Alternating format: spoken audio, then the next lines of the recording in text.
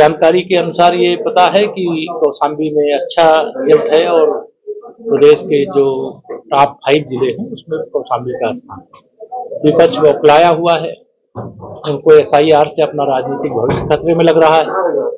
लेकिन यह सच्चाई है कि अब ना तो कोई बूथ को लूट करके प्रदेश को लूटने का या देश को लूटने का रास्ता बना पाएगा और ना फर्जी मतदाताओं का नाम मतदाता सूची में रखने में सफल होगा, ना ही घुसपैठिए कोई मतदाता सूची के अंदर रह जाएंगे और न डुप्लीकेट मतदाता रह जाएंगे। एक बड़ा काम चुनाव आयोग के द्वारा किया गया और भारतीय जनता पार्टी स्वागत करते हुए इस काम में पूरे दमखम के साथ लगी हुई है।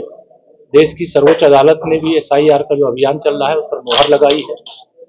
समाजवादी पार्टी के मुखिया श्री अखिलेश यादव लगातार दुष्प्रचार करते हैं कि अगर मतदाता सूची के शुद्धिकरण के अभियान के आधार पर भाजपा आरक्षण खत्म करेगी तो इस प्रकार के दुष्प्रचार की सजा इनको सबको लगातार मिल रही है।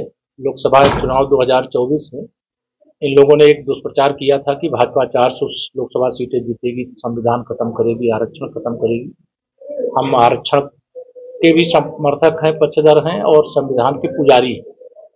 लेकिन इन्होंने दुष्प्रचार करके कुछ सीटें जरूर जीत ली, लेकिन इनकी पोल खुल गई और 2024 लोकसभा चुनाव के बाद भारतीय जनता पार्टी जीत का चौका लगा चुकी है। हरियाणा, महाराष्ट्र, दिल्ली और बिहार जीत चुके हैं और आगे पश्चिम बंगाल और बाकी राज्यों में भी हमें पूरा विश्वास है कि ये भी दुष्प्रचार करने में। तो बीएलओ से जितने भी बीएलओ हैं, कई मैं स्वयं बीएलओ लोगों से बात किया हूं, उन्होंने कहा कि नहीं, हमें कोई तनाव नहीं है, हम बहुत अच्छे तरीके से काम कर रहे हैं। जो थोड़ी बहुत समस्या थी वह जो 4 दिसंबर से बढ़ा करके 11 दिसंबर तक कर दिया गया है, इससे बहुत स्मूथली सारे काम संपन्न हो रहे हैं। और मैंने कहा ना, ये विपक्ष दुष्प्रचार के सहारे है।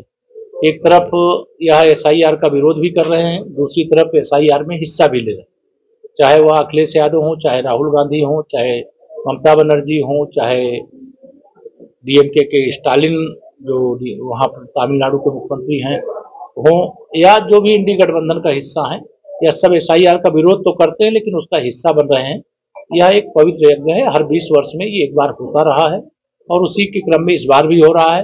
लेकिन इस समय इनकी परेशानी का कारण यह है कि इनके जो फर्जी वोटर थे, भाजपा का कार्यकर्ता भी बूथ स्तर तक सक्रिय है और फर्जीगिरी इनकी नहीं चलने देंगे।